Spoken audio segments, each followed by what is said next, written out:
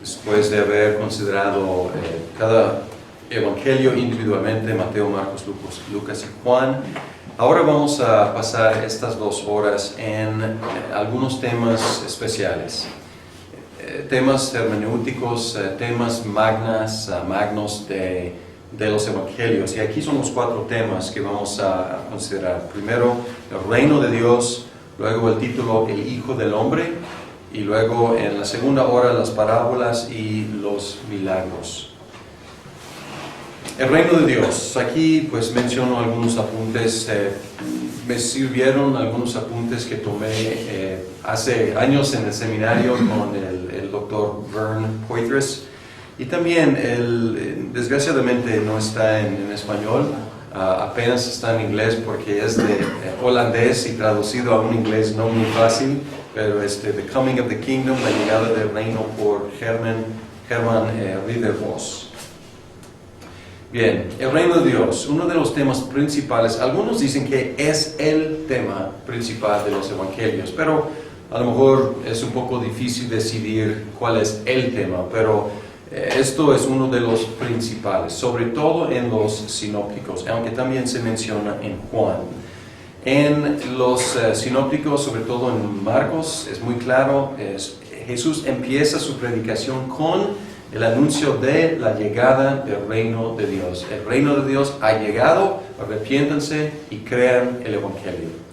Y cómo murió como el rey de los judíos. Entonces ahí tenemos, desde el principio de su ministerio hasta su resurrección, tenemos este tema del rey. El reino de Dios en el Antiguo Testamento. El Antiguo Testamento no menciona el reino de los cielos, o sea, tal cual, esa frase. Y sin embargo, es un tema importante en el Antiguo Testamento, realeza, el reinado de Dios. Y hay 2 sentidos en los cuales Dios es rey. Un sentido sobre la creación, y encontramos esto a través del Antiguo Testamento, pero en muchos salmos tenemos la celebración de que Dios es rey de toda la creación. ¿Por qué? Porque es el creador. Y también tenemos un reinado específico sobre su pueblo. Es el rey de Israel, el gran rey de Israel. Entonces, sobre la creación y sobre su pueblo.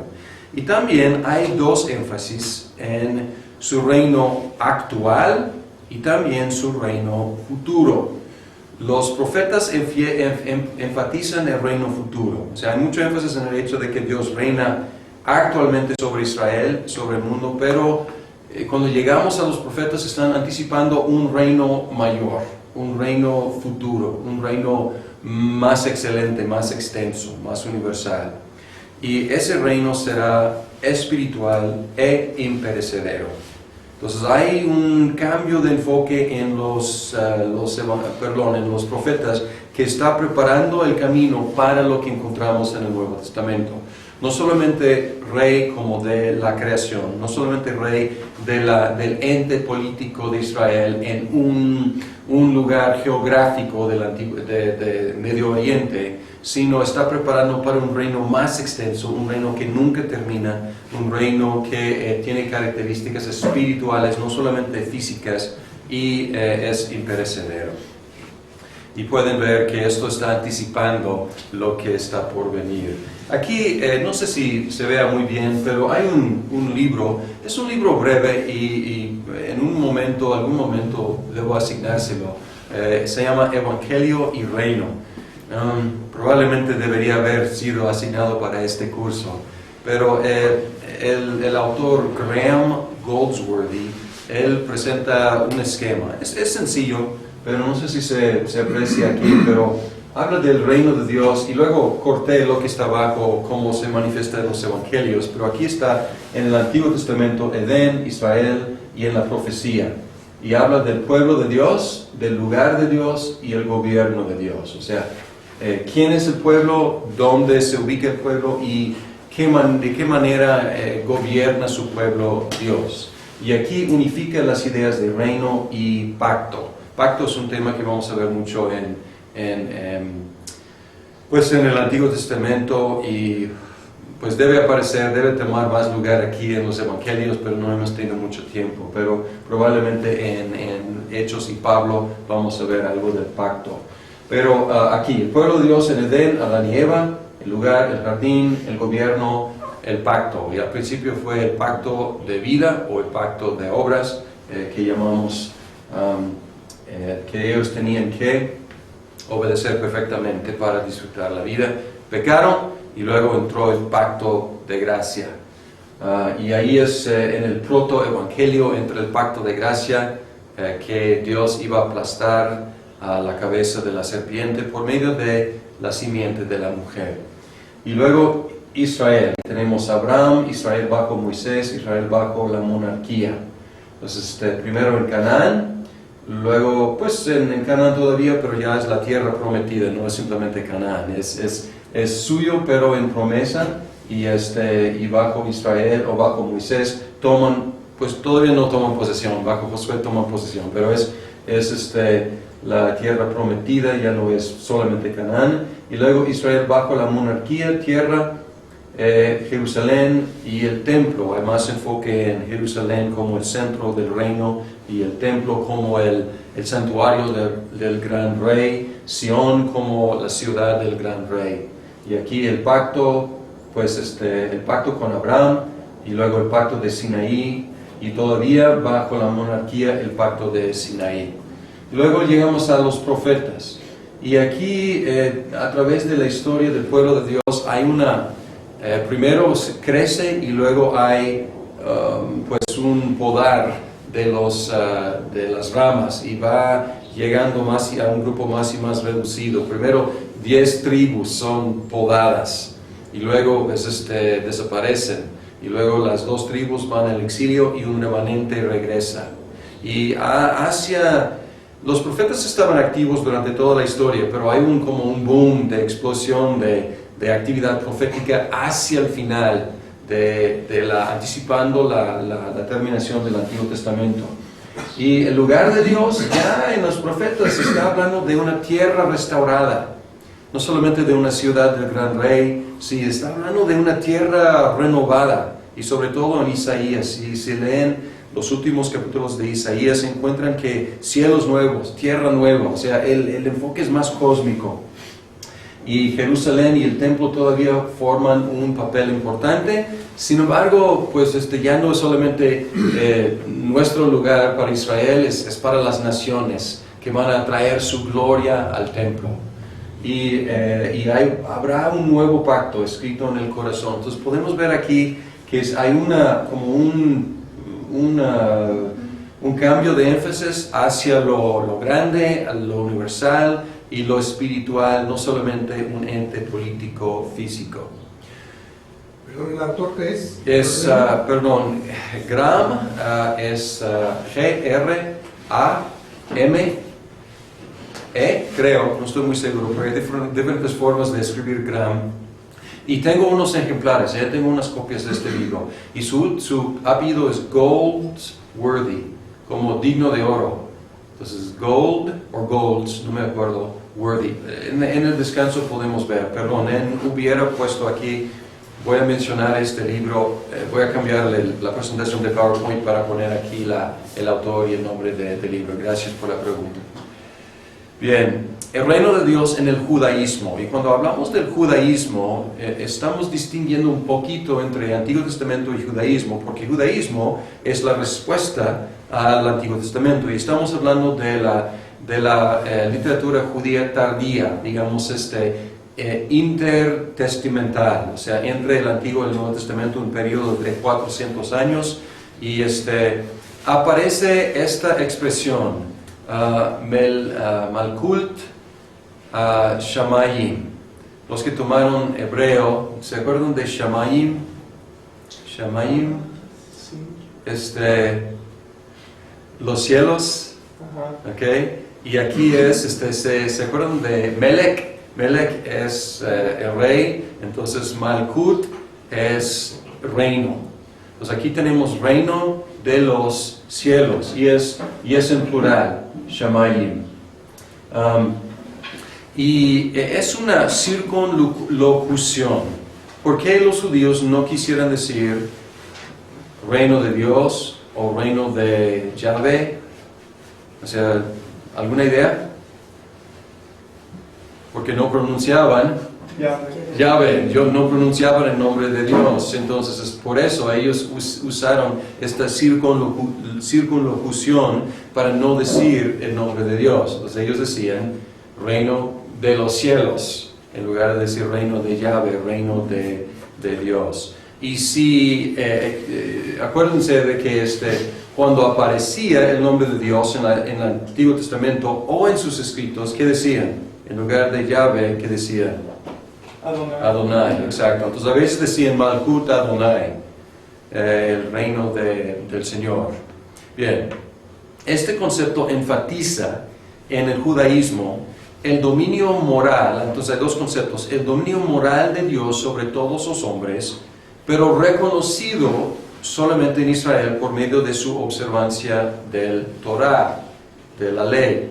Entonces es decir que Dios realmente es rey de toda la tierra. Su ley dicta las normas para todos los hombres, pero solamente Israel reconoce su reinado.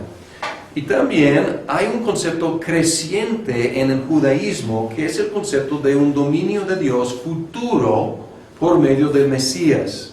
Había esperanza mesiánica que crecía en el periodo tardío de los judíos. Entonces este Mesías va a ser reconocido en todo el mundo. Bien, llegando a los evangelios, aquí tenemos las expresiones más comunes en Mateo, Marcos, Lucas y Juan. En Mateo tenemos He Basilea, Ton, Uranon, y tenemos a veces simplemente He Basilea.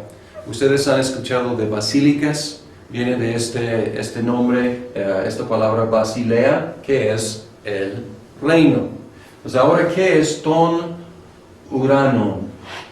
Los cielos. Los cielos, otra vez. ¿Okay? Ton es el artículo definido, y aquí Uranon es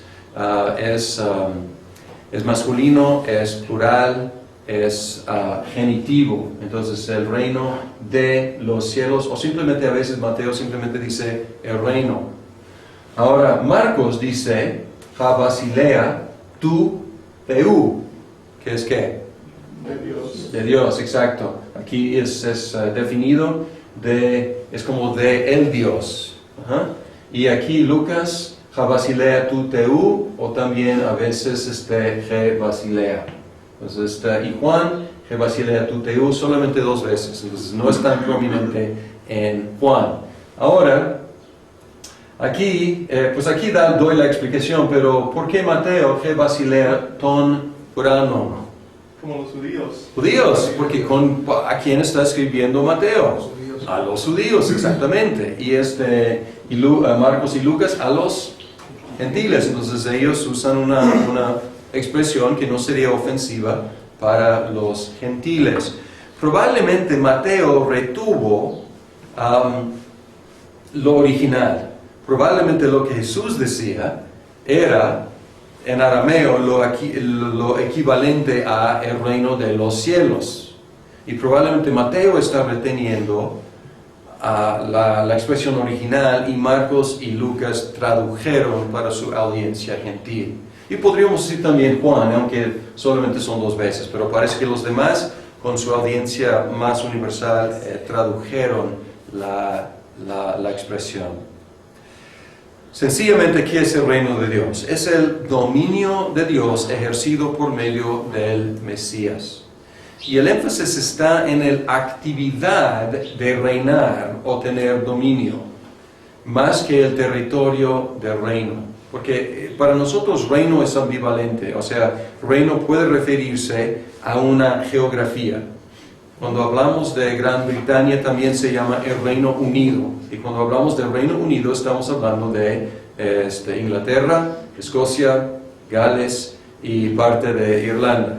Y luego, antes todas sus colonias en todo el mundo, ¿no? Pero ese es el Reino Unido, es un lugar. Pero cuando hablamos del reino de Elizabeth, o de Isabel, estamos hablando de su actividad de ser reina. Entonces, y cuando hablamos del reino de Dios, debemos pensar menos geográficamente y más activamente. Debemos pensar en el dominio, el reinar, el reinado de Dios. Diciendo esto, te menciono que Westminster 25.2 queda un poco corto, porque ahí identifica el reino de Dios con la iglesia. Y obviamente los conceptos están relacionados. La iglesia es el pueblo del reino. La iglesia es el pueblo sobre el cual Dios reina salvíficamente, pero el reino de Dios es mayor que la iglesia. El concepto del reinado, del reinar de Dios. Él está reinando sobre la iglesia y ahí vemos su reino manifestado. Si la presencia del reino de Dios se identifica con la presencia del Mesías Rey, el reino ya está y viene. Y aquí encontramos esta tensión en el Nuevo Testamento. ¿Está el reino o viene el reino? Y la respuesta es sí, exactamente. Sí está y sí viene, porque el reino empieza cuando el rey llega y el reino se consume o se consuma cuando el rey regresa. Ahora, está inaugurado en la primera venida y será consumado en la segunda venida. Y estamos viviendo en el inter.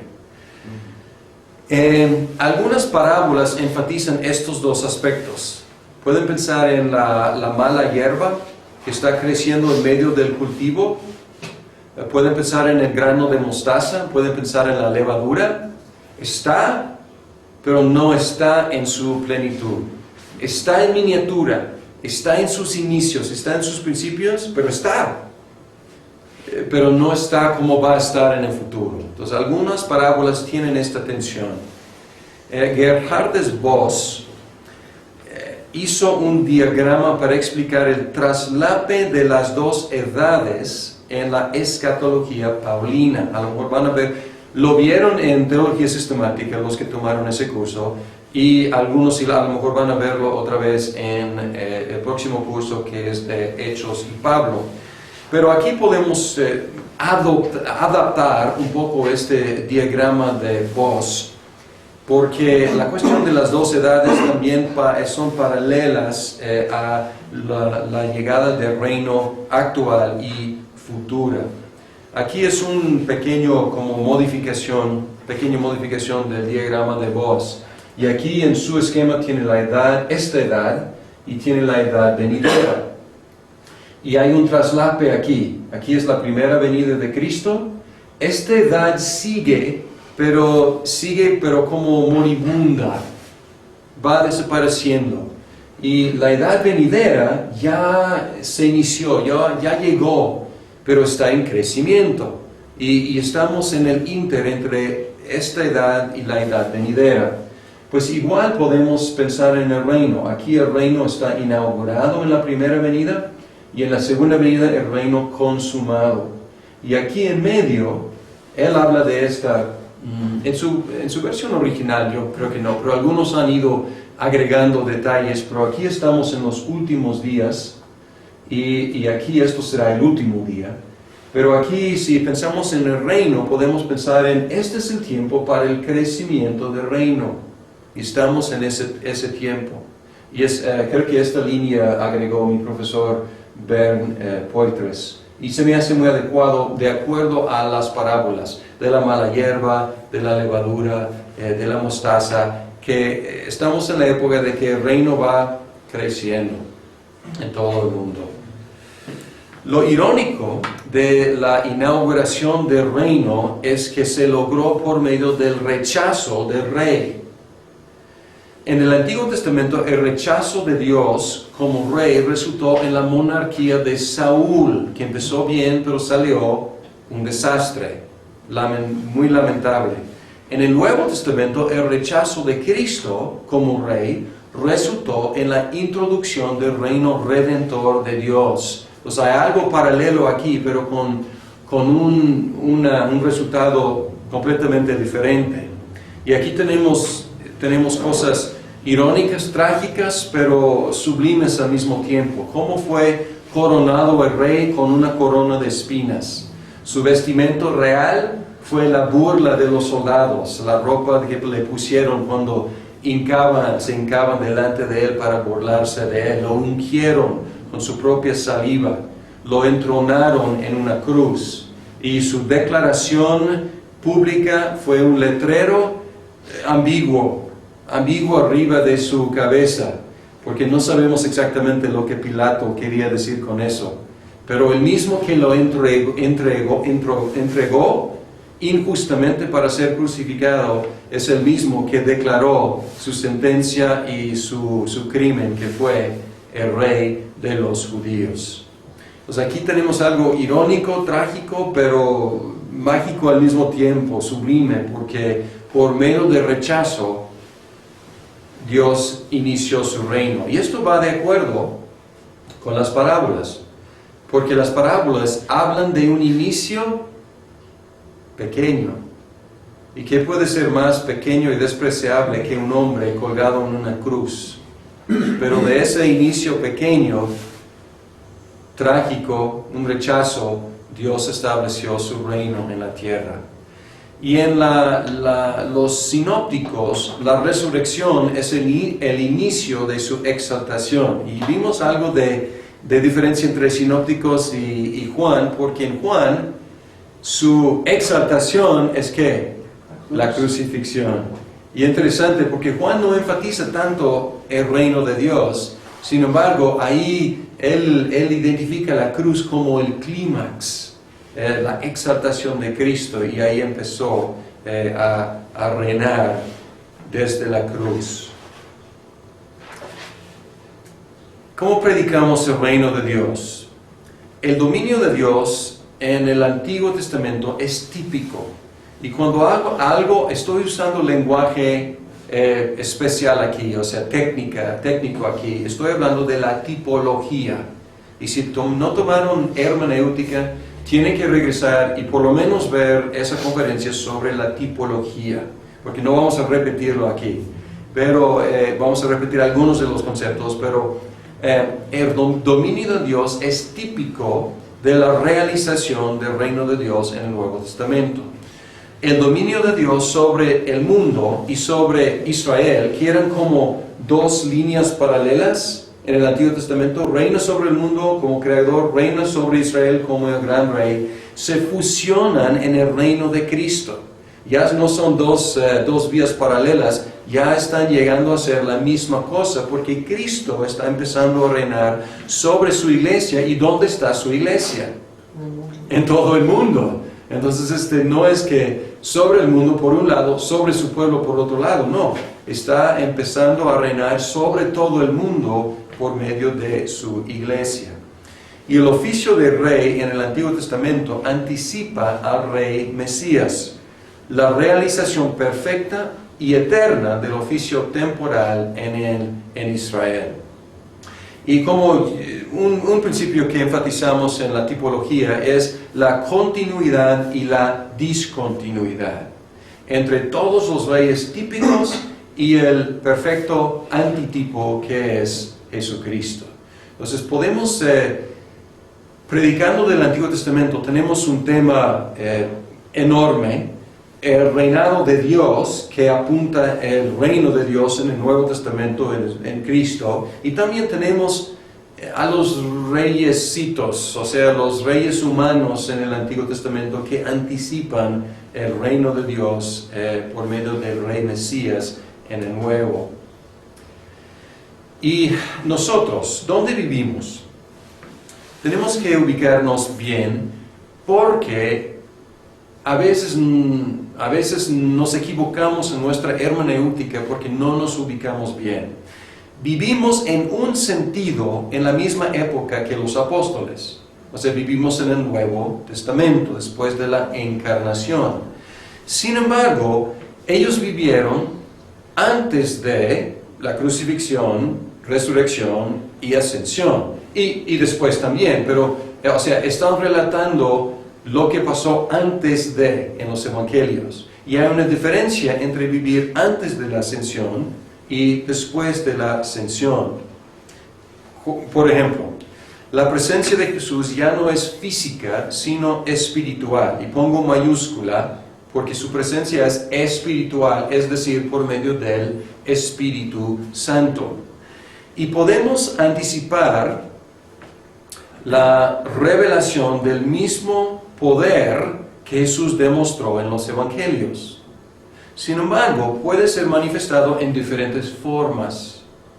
Y aquí no debemos simplemente hacer una correspondencia uno a uno a la situación en los evangelios y la situación en nuestro tiempo. ¿Por qué?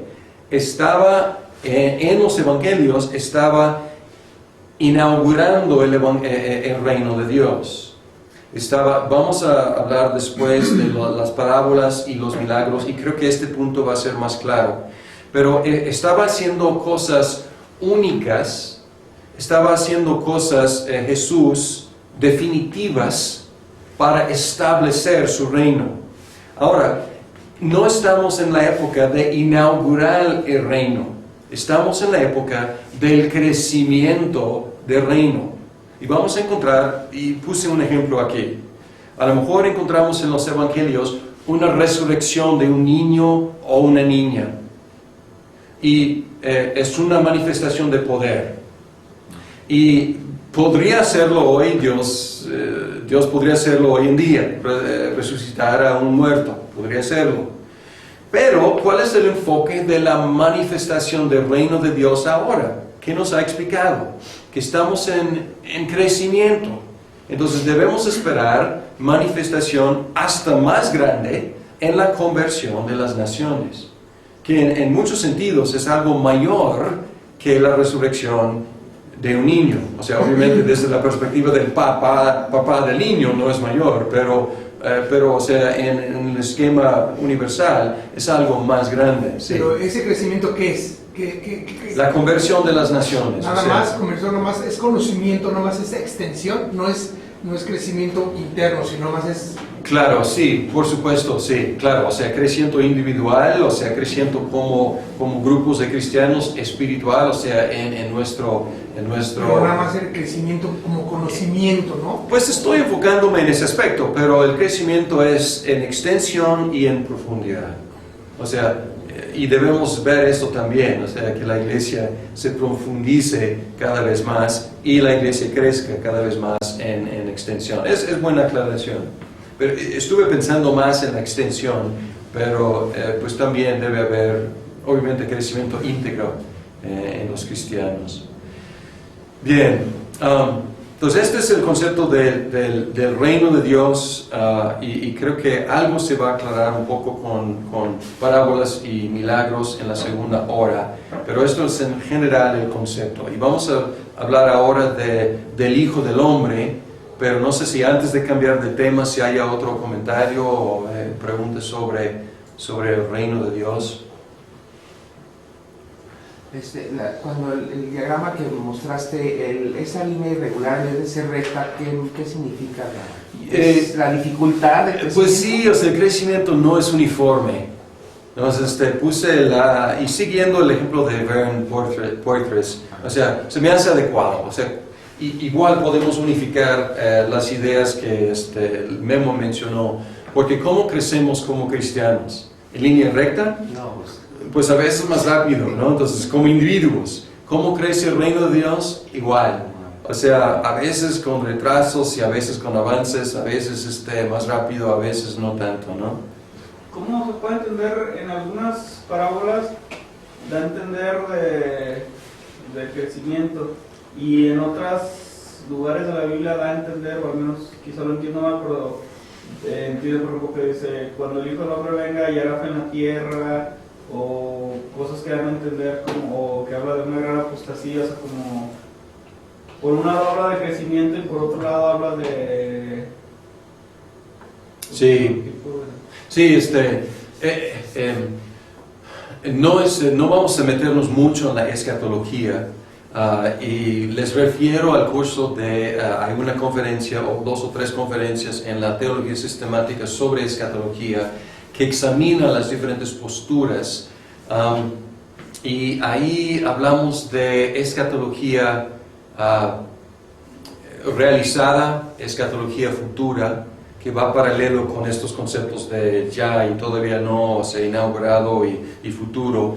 Pero sí hay una indicación de que hay crecimiento, pero al final también hay apostasía, como justo antes del final.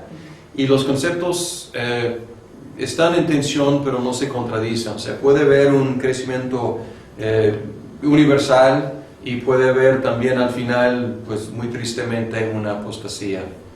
Entonces, aunque parece que, o sea, quizás un poco sorprendente, ¿no? O sea, lo que nos gustaría ver es crecimiento hasta llegar a la llegada de Cristo, sin ningún retroceso, ¿no?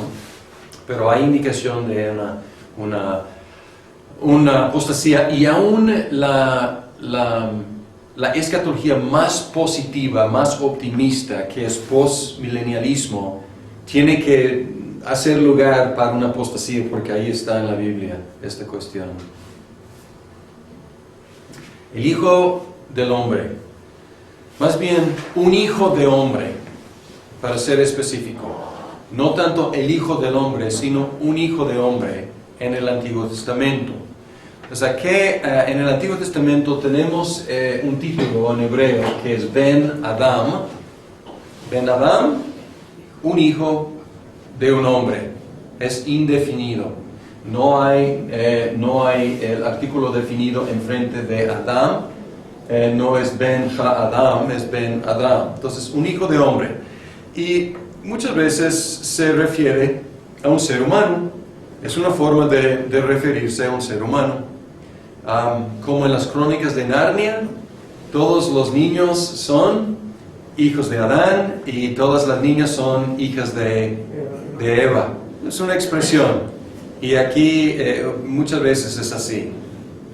Aparece 93 veces en Ezequiel como el apodo de Dios para Ezequiel. Dios habla con Ezequiel diciendo Ben Adam, hijo de hombre.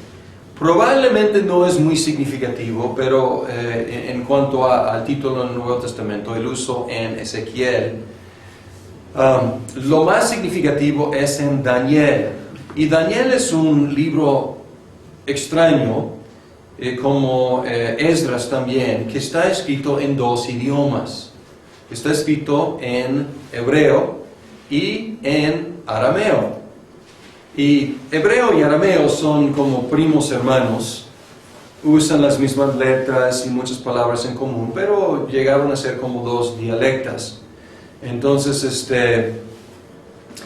en lugar de Ben Adam, encontramos en Daniel 7, 13 y 14, tenemos un hijo de hombre que es Bar Enash. Entonces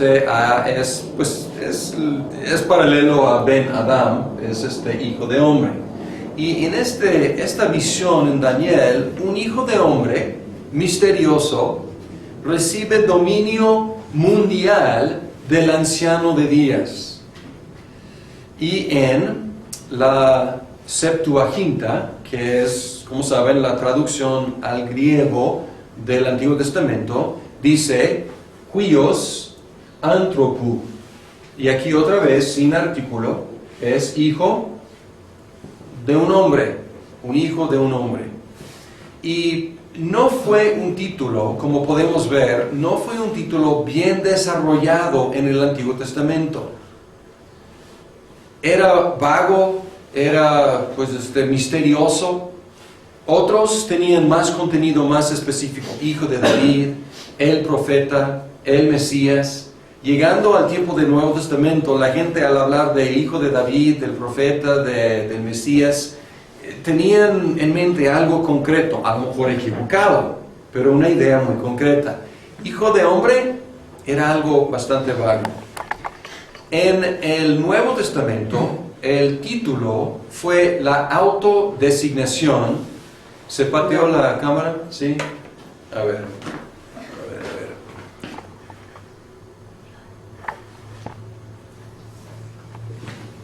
Gracias. No, gracias por patear, gracias por avisar que habías pateado. Bien, bien.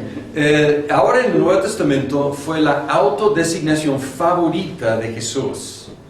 Y con pocas excepciones, y en un sentido ni son excepciones, siempre aparece en los labios de Jesús. Las multitudes no están atribuyéndole ese título, no están usándolo para Él. Él está usándolo para Él mismo.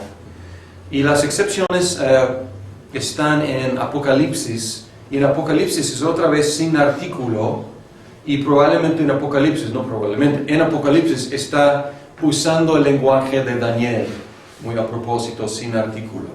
Entonces aquí 30 veces en Mateo, 13 veces en Marcos, 26 veces en Lucas y 11 veces en Juan. A veces he escuchado decir que Lucas presenta a Jesús como hijo de hombre. Y es cierto, pero en Mateo igual, un poco más veces. Entonces realmente no es solamente característica de Juan. Tiene los artículos definidos. Entonces ahora no es huios anthropou, es ho huios tu anthropou. Todas las veces. O casi, por lo menos. Sí, creo que sí. Yo creo que sí. En los evangelios tendría que revisar. Buena pregunta, tendría que revisar, pero creo que sí, todas las veces es con el artículo. El Hijo del Hombre. No era una frase común. Y es una frase rara. Es una frase rara en griego. Parece que había una vaga conexión popular entre el Hijo del Hombre o un Hijo de Hombre y el Mesías. Y podemos ver esto en Juan 12:34. Esta vaga conexión que causaba algo de confusión, porque Jesús iba hablando del Hijo del Hombre y ellos estaban esperando al Mesías. En 12:34 dice, la multitud por lo tanto le contestó, nosotros escuchamos que en la ley que el Cristo permanece para siempre, y ¿cómo dices que es necesario que el Hijo del Hombre sea exaltado? Entonces la multitud está diciendo ¿qué está pasando aquí? Sabemos que el Mesías permanece para siempre, y tú dices que el Hijo del Hombre tiene que ser exaltado. Hay una referencia aquí, estás hablando de la misma persona, ¿qué está pasando aquí? Entonces están confundidos, están preguntando. Y la expresión de Jesús, la elección de Jesús de usar esa expresión como causaba inquietud entre la gente. Pero parece que hubo algo de conexión entre Hijo de Hombre y Mesías. Probablemente Jesús utilizó este título porque no estaba tan cargado con significados falsos. Si él hubiera llegado diciendo Mesías, Hijo de David, Hijo de Dios, a veces, pero eso causó escándalo inmediato. Si hubiera enfatizado cualquier otro título popular, habría tenido que luchar con los errores en el pensamiento de la gente. Porque por ejemplo, si hubiera llegado diciendo que soy el Mesías, directamente, ellos esperaban un Mesías como David, un Mesías militar, un Mesías que iba a vencer y correr a los romanos. Entonces habrían tenido ya un concepto equivocado y él habría tenido que lidiar contra ese concepto. Pero él tomó un saco como casi vacío, podemos decir, un título que no tenía mucho concepto, mucho significado para la gente. Esto le permitió llenarlo con su contenido, ir poco a poco diciendo qué es, quién es, qué hace ese Hijo del Hombre. Y va de acuerdo con la idea del secreto mesiánico, cosa que estudiamos en otra sesión, porque revela y esconde la identidad de Jesús al mismo tiempo. Entonces sirvió su propósito de autorrevelarse según su calendario, según sus propósitos, y no sometiéndose a la expectativa popular. Él tuvo que llenarlo con contenido. ¿Y cuál es el contenido? ¿Qué metió ahí en ese concepto? Metió concepto de servicio y redención.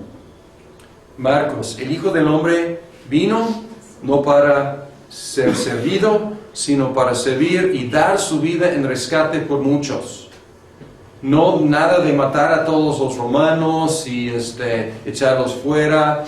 No, o sea, Él vino no para ser servido, sino para servir y dar su vida. Pues ahí está llenando con contenido. ¿Qué hace el Hijo del Hombre? Sirve, redime. El sufrimiento. Pues el Hijo del Hombre iba a ser rechazado, iba a ser crucificado, iba a sufrir. También iba a entrar en gloria, iba a compartir gloria con Dios. Y también el Hijo del Hombre tiene autoridad para perdonar los pecados y también tiene autoridad sobre el sábado. Ahora, cuando afirma estas cosas, está afirmando autoridad divina. Entonces, está revelando, es atrevido a decir esas cosas, porque ¿quién es el Señor del sábado? Dios. Pues Dios. ¿Quién tiene autoridad para perdonar? Dios. Entonces, pero ahí está llenando este título con contenido. En el proceso ante el Sanedrín, el detonante fue cuando Jesús hizo explícita la conexión entre la visión de Daniel y su persona. ¿Se acuerdan? Y 3 veces en Mateo, en Marcos y en Lucas. Cuando le ponen bajo juramento y le dicen, dinos si tú eres. Vamos a ver alguno de estos. Dice aquí Mateo 26, 64.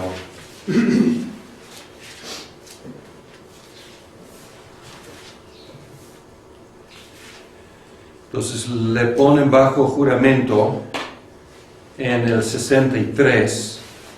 Jesús estaba callado, el sumo sacerdote le dijo, te adjuro según Dios viviente, para que nos digas si tú eres el Cristo, el Hijo de Dios. Y Jesús dice, tú lo dices. Un poco indirecto, ¿no? Y luego dice, pero les digo, desde ahora verán al Hijo del Hombre sentado a la derecha del poder y viniendo en las nubes del cielo. Y ahí es casi una cita verbatim de Daniel 7. Y luego el sumo sacerdote rasca su vestimenta y dice, ha blasfemado. ¿Qué necesidad tenemos de testigos? Y aquí los líderes religiosos consideraban esa declaración blasfemia, aparentemente reconociendo el título como un título divino. Porque si no fuera un título divino, no podrían haberle acusado de blasfemar. Obviamente no fue un proceso justo. Entonces no podemos saber exactamente qué pensaban ellos. Ellos estaban buscando cualquier pretexto, obviamente. Pero parece que estaban reconociendo que el Hijo del Hombre en Daniel era una figura divina. Así el Hijo del Hombre cumplió lo que había predicho acerca de dar su vida en rescate por muchos. Y así fue el detonante, fue la gota que derramó el vaso. Su identificación ahora explícita entre el Hijo del Hombre en Daniel y su propia persona, recibiendo un reino eterno de la mano del Todopoderoso, el Anciano de Días.